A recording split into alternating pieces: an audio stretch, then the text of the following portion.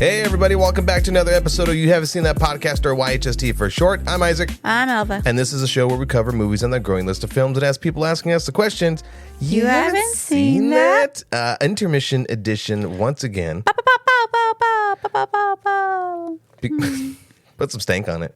Because there's been so many movies that are coming out, and I'm like, dude, I don't just want to put them out in YHST Snacks video form. Like, I want to talk about these movies, you know? Yeah. And these two movies that we're going to be talking about today are Karate Kid Legends, and on the opposite end of the spectrum, Bring Her Back. Jinx, don't say a word anymore, or you owe me a soda, Isaac. F and Dick. She gets Language. me. Sorry. She gets me every time. But before we get into those two things, we don't have any news today because as of late, there's really, other than people's deaths, not really anything newsworthy. Not really. No, and we're not really the type to do like trailer reactions on every trailer that comes out. I'll post about it. Yeah, but I mean, like, right now all the teaser trailers are coming out, so do we want a reaction to the teaser trailer or the actual trailer? Look, in a nutshell, Happy Gilmore looks pretty cool. Frankenstein on Netflix also looks super cool. Haven't seen it, gotta go by your word. Teaser for Black Phone 2. I'm already in just from the announcement of it. I heard you listening to it or whatever, and I was like, the new Knives Out. Okay, let's go. I'm on board with every Knives Out. Let's fucking go. Yeah. So before we get into, sorry, it's way off track. Before we get into any of that, just a quick reminder: if you're new here, welcome. You can follow us on social media at We've been doing this for only 2 years, and we've gotten it down to a non-science. No, I wanted to say. Whatever the captain said, you gotta eat pot. What? The videos and the captions on the video said, like, you have to eat pot. What podcast am I doing right now? What are you talking about? What's happening? Is there a gas leak? Are we gonna die? What are you talking about? Yesterday when you were doing the videos and the captions, and you're like, I get a kick that of... is... For context, what she means is the captions for my movie reviews, I do an auto caption because I'm too lazy to type all that shit out. You have the technology, why not? And it never knows what to say with YHST. And so it's always a jumble of new things. You have to eat pot. Was that one? Yes. There you go. There's a context God, of it. you showed it to me last night. And that's what she said. Anyways, so you can follow us on social media at YHST Pod on Instagram and TikTok, and also on YouTube. So please follow, like, subscribe, comment, all of those things. Share all of those things on all of the platforms. It really helps us. We need it, and we love it, and we appreciate it. And you can also support us in a monetary fashion by visiting Venmo and hitting us up at YHST Pod. So remember, that's YHST Pod and all the places. We did our intro so clunkily. Can we get into it now and avoid that shit pile of a fucking intro? Fucking hell, let's fucking go. Mondays. Usually we record on Sundays, but Jesus, we had a lazy Sunday, like a hyper lazy Sunday. It was needed. Dude, we were like, we're going to go hiking at like 6:30 in the morning. Slept until 9:30. I knew it was not going to happen. Wow, what a positive person that I married. And then we were like, we'll watch the race, fell asleep, and slept all morning, all afternoon. I watched the race. And I was like, we're not doing anything. It was like a weird sluggish thing. Anywhoozy, what's it? So let's get into Karate Kid Legends. When it was first announced, we kind of vaguely talked about it, especially when a trailer dropped. This is essentially the combination of the Karate Kid with Jackie Chan and the well-known Ralph Macchio, Mr. Miyagi Jackie Chan, or excuse me, Karate Kid. Yeah. And I think that they handled it pretty well. I don't think anything really is going to live up to the original Karate Kid. No. I've only seen the first Karate Kid. I've not seen the second, and I totally forgot that Hilary Swank was technically a Karate Kid at one point. I might actually add those to the list because, like in the Netflix shows, the Cobra Kai, the first season references everything from the first movie, the second season references everything in the second movie, so on and so forth. And this movie doesn't rely on you needing to see the show or needing to have seen the Jackie Chan version of it with Jaden Smith. I'm so glad that he didn't make a cameo in this. Although, what an annoying person. Oh, yeah. No, that would have been annoying. Although this movie is set 3 years after Cobra Kai. Okay.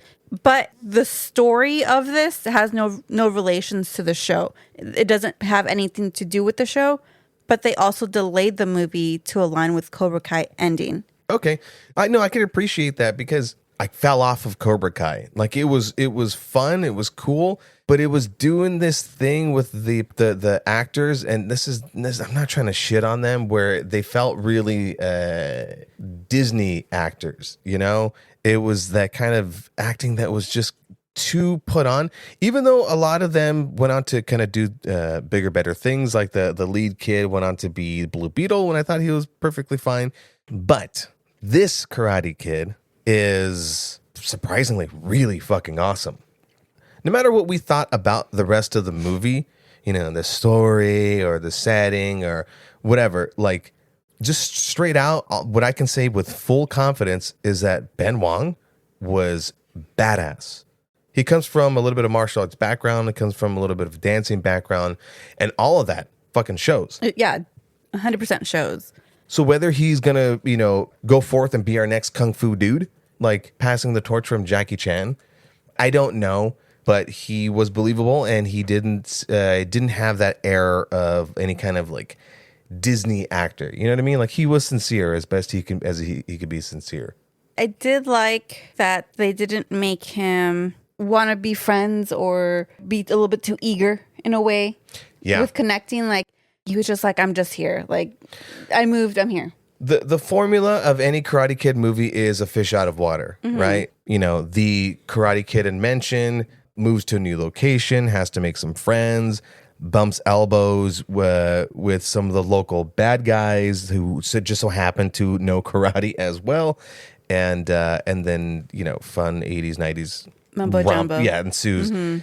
This one though is a little different, which by the way, I do like how every iteration, if you will, whether it be the Cobra Kai or the Jackie Chan Jaden Smith version, they do a little bit of a different take on it, just to keep it from being completely stale, you know? So like watching this, I saw it was formulaic within the Karate Kid genre, which is perfectly fine. The movie came in at like a nice punchy, pun intended, 90 minutes. And I think it was a little at fault for not establishing a few more emotional beats, specifically with his mom, who was played by, I always mispronounce her name, Ming-Na Wen, who is an amazing actress, and you can look up her filmography. She's been in everything. She's been in Star Wars and S.H.I.E.L.D. She was Chun-Li. Mulan. She's an amazing actress, and she felt like a background character. And when they did, her and Ben Wan had their little interactions as mother and son, it was heartfelt. But then it was just like a quick beat and just kind of thrown away in the background. I feel like this movie could have been just a touch better on that emotional side because you casted her. If they just spent literally like 5 more minutes with them. She had like a total of 10 lines, and like that was it. But it felt like a waste of a cast. But isn't the same for any other Karate Kid mom? Right. And I was thinking about that, and I was ready for it with the counter. Okay. They didn't have a great mom cast like this. You know what I'm saying? Like, might as well just cast somebody else. I don't know. Somebody who just wasn't as prolific as this. You know what I mean? I get you, but at the same time, she signed up for it. She wanted to do this. And no, I know. Obviously, I know that she signed up for it, but I don't know. Like, it just feels like a waste of casting her. She's awesome. I am absolutely in love with everything that she does, and she brings something to it when she's used properly. And in this one, just kind of background. And I'm like, hey, I want to see more of her, you know, up front. And I don't know, it just wasn't as fleshed out as I want it to be. But that leads me to the next thing. Okay. It's a Karate Kid movie that I realized. You can't overthink it, you know? You can't overthink that this tournament now is happening like on the streets. Literally like 5 boroughs. Yeah, the 5 boroughs. It's like a Street Fighter thing, you know? Yeah. And this one, the bad guy's like extra bad guy. Zero exploration. Like, I get it, though. They have to just kind of drop in all the usual shit. But the thing that I like about it being in different locations is that it encapsulates the East Coast, especially when you're moving to New York and everything. You got, like, the different boroughs, so you have to, like, incorporate all that, or else it's going to be like, well, you have this whole city that you're in. you have the different types of martial arts in this city, and you can have the creativity to go to different things, which I enjoyed. Dig it. No, Yeah. 100%. Every time a Karate Kid has a new take or they drop them in a new environment, it is fun because they do incorporate that. Like with the Jackie Chan Jaden Smith one, they are in China. So Yeah. everything is now it's an American kid getting dropped into something. He's the fish out of water in that one, and that's fun within its own. And same thing for this one. Like the whole the background, the scenery of New York was really cool, and I like how they kind of played with that with some I guess you could say like editing choices, if you will, some stylistic choices. Yeah, and I also do like how in the movie as well, they incorporate them being in Beijing in the beginning of the movie to kind of establish some of the roots of what he's actually learning, which is Totally not karate, it's kung fu. Yeah. So I like how that's established first before going over here, because when he goes into these, because basically the whole thing is he's very passive. He's just like minding his own business. He made a promise to his mom about not fighting or anything like that. He's probably like the least rebellious Karate Kid that we've had. He's like the most disciplined. Yeah, he's disciplined. He is just trying to fit in, trying to adjust. Yeah. And there are some moments in this movie I'm just like, that was uncalled for him. Yeah. Like you literally straight out just he got bullied right there. That one, and just like it didn't sit right with me because he didn't ask for that. So, which is why I said like you can't overthink it, because I started to pick those things apart. Like, wait, why did he do that? And why did I go? You know what? They needed to get to the next scene. They needed to just move it along. Which obviously everything. If it got the series treatment, everything would work out even better. You can flesh a lot of stuff out. I really would have liked to see Karate Kid Legends with this kid as like the next season or something. And I know Jackie Chan probably won't do a series, but man, that would have been so cool to just see everything really fleshed out. I know I'm overusing that word, but like that's how impressed I was with this kid and how I liked what they did with the settings and everything. To add to that, unless they do a series later on or something like that, maybe instead of Jackie Chan, maybe it's somehow, what's his face? Ralph Macchio? Yeah. Let's get to that, by the way. So even from the trailers, Ralph Macchio joins the movie. Thankfully, only joins the second half of it, because I would hate for it to be like a Ralph Macchio movie where he takes too much of the attention. And it's set up perfectly fine in the beginning of the movie with a scene from, I think, the second Karate Kid with Ralph Macchio and Mr. Miyagi. Like, you have to have that foundation. And I love that they did that, and how it comes back around to why they need to have, why Jackie Chan decides to bring Ralph Macchio into this whole training thing. The two branches. Yeah, loved it. Great reason, perfectly fine. I love Jackie Chan and I love Ralph Macchio and their interactions. Their dynamic is so much fun. But what is the most fun in this movie are montages. That is such an 80s thing. I know we talked about it back when we did Beverly Hills Cop. Yeah. Montages are the fucking best. I love a good montage. The Mighty Ducks, when we cover the Mighty Ducks. And speaking of which, Joshua Jackson happens to be in this. I didn't know he was going to be in this. Who was he again? He was the pizza dad. Ah, that's right. He looks great. Mm-hmm. Yeah. Everyone in this movie looks great. But the montages, going back to that, the montages are so much fun. There are a couple of fighting and training montages. I think I said that word about 10 times now. Montage. Half the movie is that, and I didn't mind it. And I think that's some of my short attention span, where I was kind of getting a little tired with what direction some of the movie was going.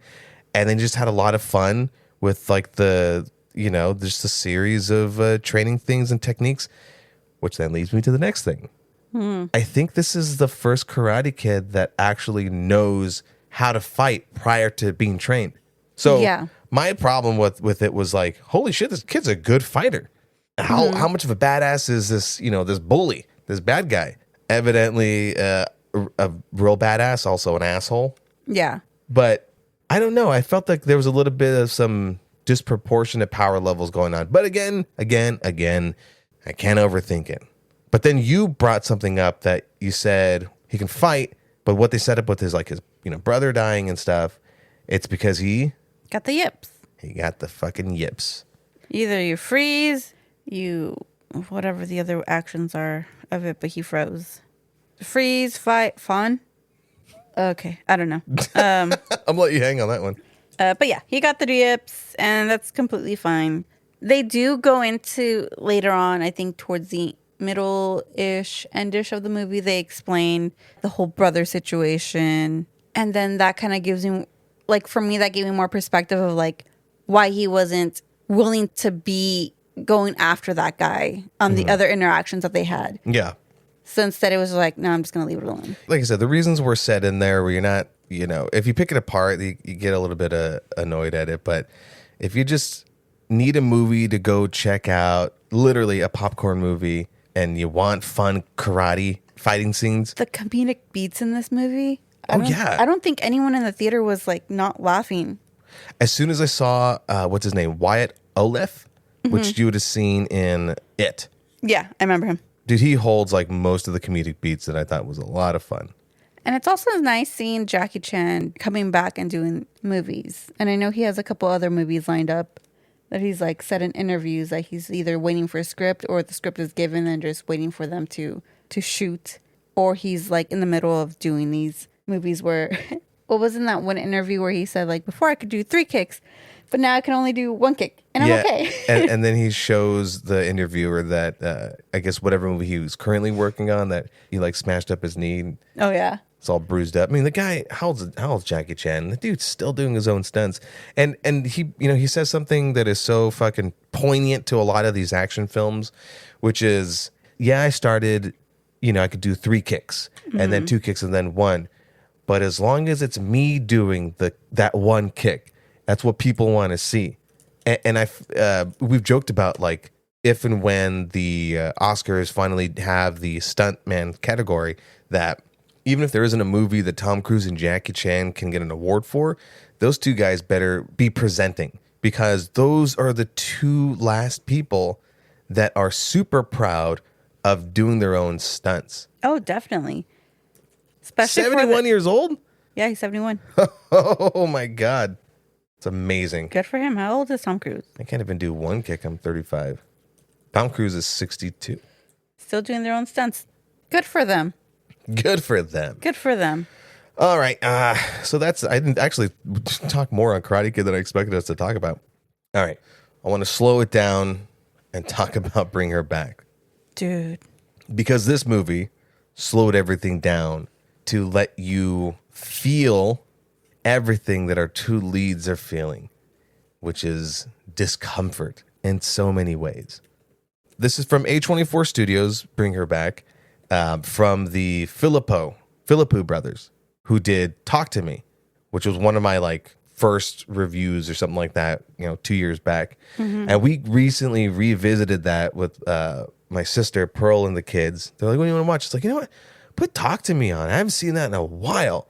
And it held up. Like, it still holds up. These brothers do this thing with horror films where they not only like subvert expectations, but there's absolutely no regular horror tropes. There's no cheap jump scares. There's an emotional foundation. There's a character background that they may show like at the very, very beginning of the film, and then they'll explain the rest of whatever the relationships are or the background contextually. This is so important because they do the same thing and Bring It Back, right? You have 2 siblings, a brother and a stepsister, and they don't need to show you anything in the flashback. These guys trust the audience, and within the context of their relationship throughout the film, they show you what their little code words are to each other, or how their relationship is, and why so and so does this. And to trust the audience in a horror film is so crucial, and it keeps it from being lame. It keeps it from being flat. It keeps you from guessing on what's going to happen next. Again, going back to the subverting expectations. What got my butt into this seat to watch this movie was that it was one, A24 and the Philippou brothers, right? It's like Jordan Peele doing something. Like these guys are like the new Jordan Peele. They're rewriting how horror films are done. And I'm fucking all for it. And they're rewriting it by using something that is not an everyday, but like something you will experience in life, and that's grief. Yeah, that's something everybody can relate to.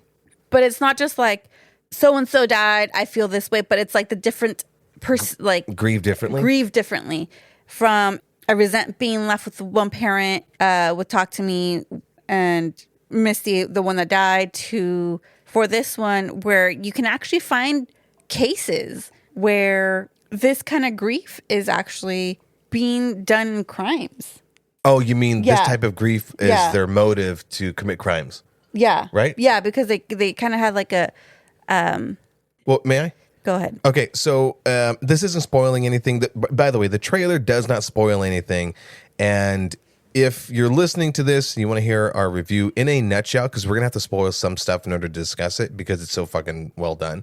So in a nutshell, Bring Her Back is fucking fantastic. If you want a bite-sized, spoiler-free review, look out for our video review on Instagram and TikTok. If you don't want anything else spoiled, pause it and come back to the conversation later. Good, done, great. So the trailer does a good job of not spoiling anything, but if you Google it, the synopsis basically says that a mother is trying to do a ritual to bring her daughter back. So it tells you what's going on. Because if you go into this without knowing any of that, even actually take it back, even knowing that's what the synopsis is, you're still getting jerked around in the best ways, zigging and zagging and not knowing what the fuck is going to happen. And it was fucking great. I love it. I love not knowing what's going to happen in a horror film. I went in blind, like I go with every movie. But this one, horror movies don't do much for me. It does take a good movie to get me spooked or feeling some kind of way. And I will say that during this movie, while we were watching it in theaters, I did feel a little bit creeped out, a little uncomfortable in my own skin. And I loved it. That's the best way. No. That's the best way to describe it. Yeah, no, because it's a compliment to the movie. I didn't want to see this movie. I had no interest in this. Once I heard it, I'm like, well, we're going to go see it because it's horror, of course. But I had no interest in this. And I'm just like, whatever. It's probably like a sequel to Talk to Me or whatever. No, not really. None of it's connected other than the fact of the art, how they the tone of everything. Yeah, everything. But I enjoyed it. Going back to what you were saying about how these brothers do grief very well, I didn't realize that you could do two different movies about grief in two completely different ways. You kind of hinted it before. It's, again, a little spoiler, but you've already been warned. The two siblings, their father passes away. That's the beginning of the film. The way that's done is so jarring. It's disturbing, but it's also very realistic, and that's what makes it that disturbing. Even though that's both of their fathers, their relationship with their father is so vastly different. Something I can relate to. My siblings, my dad passed away I think it's like 11 years ago. We all had different relationship with our dad, and all four of us grieved completely differently. And so that was the thing I could resonate with the most. Going from father to mother now, the mother in this wonderfully played by Sally Hawkins. And if you look at her filmography, she is so fantastic in playing a mother in Paddington Bear 1 and 2 and Willy Wonka and something else I forget. But this is a perfect cast. I don't think anyone else, to have cast anyone else would have been a disservice to the role. But she loses her daughter. And that leads to the question of, if you were a mother and you lost your daughter in this way, what would you do? In a sort of Pet Cemetery kind of thing, would you be so distraught that if you had the ability to, per the title of the movie, bring her back, would you do it? And would you do it at the cost of someone else's lives? Where would you stop? That was the thing in this movie where it's so funny because the focus is on the siblings. But if the focus was on the mom from the beginning of the film, you maybe would sympathize with her more. And it's just so funny how that perspective and that angle shifts who you're kind of rooting for, But it also makes it really heartbreaking in the moments that you see her grieve. Oh, definitely. Yeah. Especially how she gives one kid more attention than the other. It kind of sets up a little bit how she really didn't want the other one, but the other one's just like, I need this one to come. So yeah, give the other one, like, just let them come. There's this thing that's at the end of the first act that's sort of presented, which is the means of how she's gonna bring her daughter back, right? Again, they zigzag throughout the film, which I'm not going to fully spoil for you.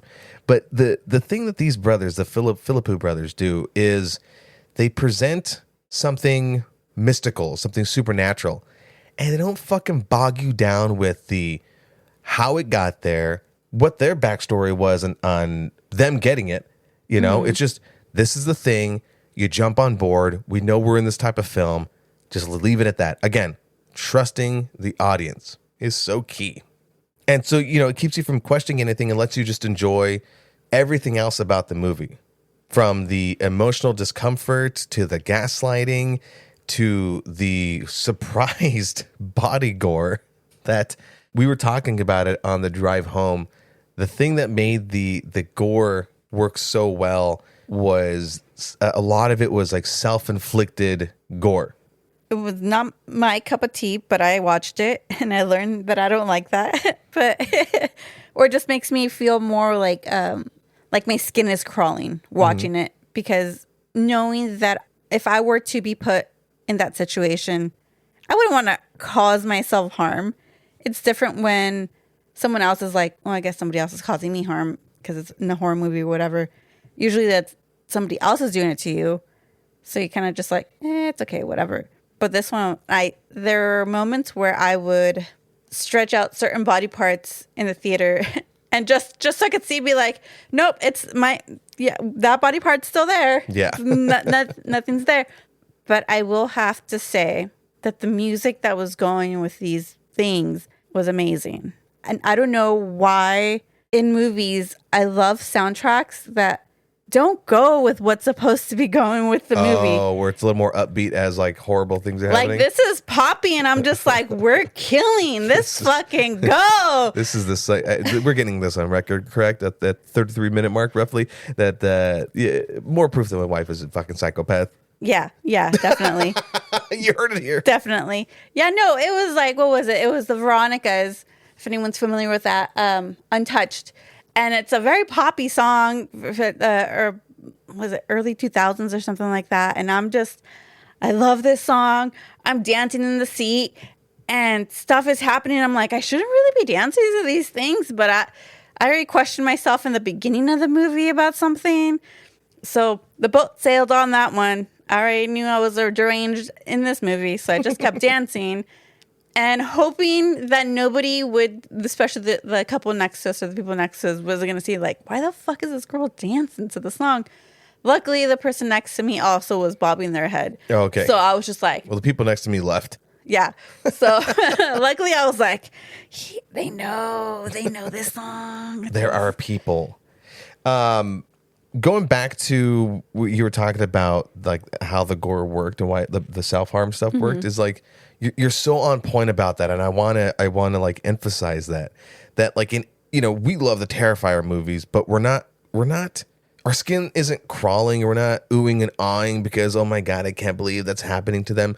I think we've been programmed or desensitized over decades of watching horror films where harm is inflicted on someone else, minus the Hostel movies. The torture porn shit is hard to watch in the best ways.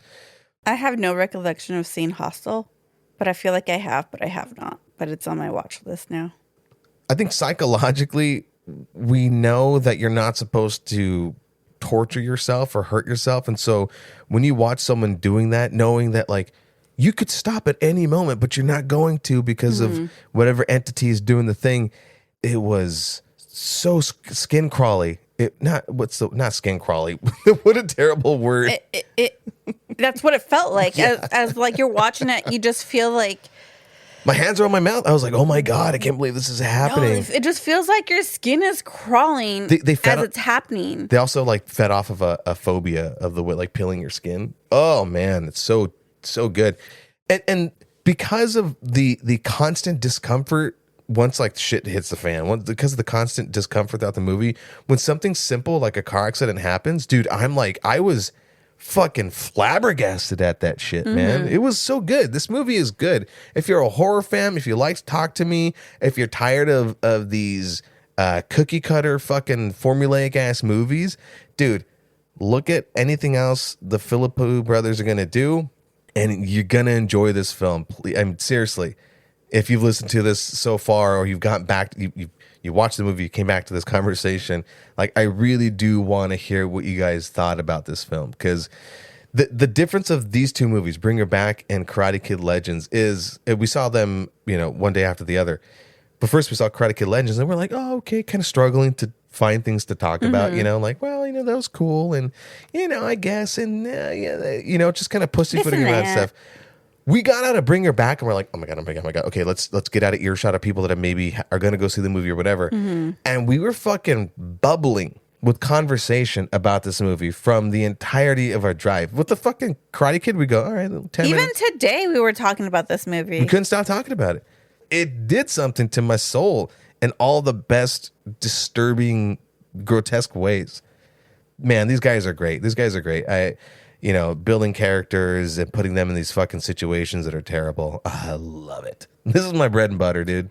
Here's the thing, because there's times where I do read books and it has similar things to how this movie goes, but in my head it never plays out exactly how this is going. But to have a movie that actually has more of a visual representation of said books makes me feel more disturbed than I usually am. So this movie, in a way, almost... I need a shower. Like, this movie, in a way, made me feel like I need to go touch grass. Yeah, that's... But I'm not 100% there to go, like, I need one more disturbing thing to do, to watch or to read, to go touch the grass. This just edged me towards that. Not 100% there. Perfectly said. All right, let's wrap up with our penultimate segment. Rotten Tomatoes, why HST gets fresh. Ooh. Of course, the segment, every other episode, me and Al will go back and forth on guessing the Rotten Tomato critic and audience score, as well as giving our own personal rating on the aforementioned films. In this case, it's Bring Her Back and Karate Kid Legends. From 0 to 159 and below being rotten, 16 about being fresh. It's my turn to guess the movie ratings. Starting with Karate Kid Legends, I give it a 60%. Okay. Just barely fresh. I think the critics hated it. I think they gave it a 55%, and I think the audience actually enjoyed it the most at 75%. Hit me with it. Critics 60 and audience 91. I do fall more with the audience on this one. I don't totally know. Yeah. Yeah, I know. It's Jackie Chan for me. I know. I felt a little bad. I gave it 60%, but I think this is just me. Like, right after seeing Bring Her Back, I'm like, no. Now I know the difference between movies that are worth talking about. Okay. 90% audience, solid, fun popcorn movie. Now Bring Her Back, I give it a 95%. Okay. That 5% is, I think that the one or two of the characters in there the actors could have zhuzhed it up a little more, could have done a little better with their performance. Mm-hmm. That's just my critique. I think the critics liked it at 90%, and I think audience also liked it at 95%. Critics at 89 and audience at 80. Whoa. The audience liked it less, huh? Here's the thing. People are not used to this type of That's a great feeling point. Uneasy. That's a great point. So a lot of people are not going to rate it where it needs to be. Yeah. Where's the jump scares? Where's Freddy Krueger? Yeah. Well, that's a solid point. Where's Michael Myers? There you have it there. Yeah. Bum, bum, bum, bum, bum. All right. I wanted to redeem myself with another fucking trivia, so Alva's going to quiz me once again. But this time it's going to be Karate Kid movies? Yeah. Karate movies. So Karate Kid movies, the one with Will Smith's kid and the originals. All right, hit me. Okay, why does Mr. Miyagi first go to Daniel's apartment? To fix their plumbing. To fix the sink. According to Cobra Kai, what are 3 things that do not exist in their dojo? Oh, shit. That's actually pretty good. Fear, weakness, girls. Pain, fear, defeat. Same. The pain is only once a month. Wow. Okay. cancel Jackie me. Chan plays Mr. Han, the new Mr. Miyagi in the movie. What is his profession? Oh, fisherman. Maintenance man. All right. I thought you were going to ask me what his technique was. It was to jack it on, jack it off, which is so fucking dirty sounding. Yeah, no, that was for the legends, not the ones that. No, it was actually the Jackie Chan. Oh, yeah? You didn't even watch it. I guess I. Come on, man. I know my stuff Okay. sometimes. The movie features what type of martial arts for the 2015 Got it. Karate Kid? Kung Fu. What does Ali ask Daniel for his name? And what does he say? I don't know. Daniel with an L. Because she says Ali with an I. So when she asks Daniel for his name, it's Daniel with an L. Damn. It's been a minute since I've seen that movie.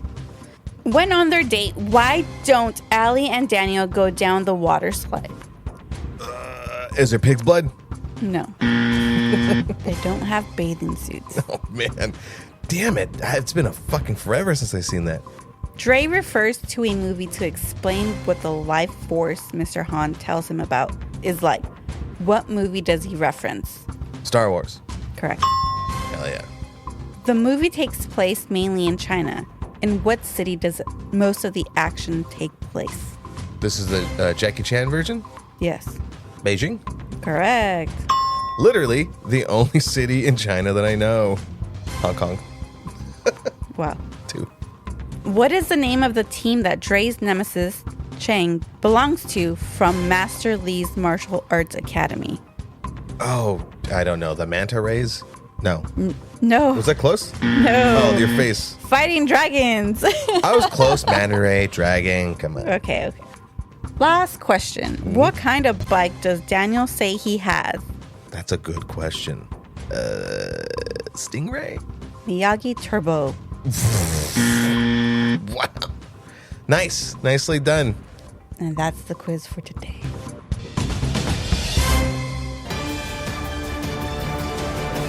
Whoosh. I've been quizzed. Not a button, just my mouth. Oh, boy. All right. Well, that was fun. Let's go ahead and wrap this up and put a fucking bow on it. Thank you, everyone, again for listening. And really, I want to know what everyone thought about either of those movies, specifically, though, Bring Her Back, because it's worth talking about. And you can do that on our social medias at YHST Pod on Instagram and TikTok. And once again, if you like what we're doing, continue to support us on Venmo. at YHST Pod. YHST Pod everywhere. And please don't forget that we also are putting up shorts on YouTube, same place at YHST Pod. So Instagram, TikTok, YouTube, please do me a favor, go through all of those things, like all of the places, and comment in all of the places, and share in all the places. Don't keep us a dirty little fucking stinky secret. Like, Our firstborn child will be taken. Do it. She's spoken, people. In the meantime, before she fucking gets you, let us know what movies are on your growing list of films that has people asking you the question. You haven't seen that? Later, folks. Catch you next week. Okay, bye.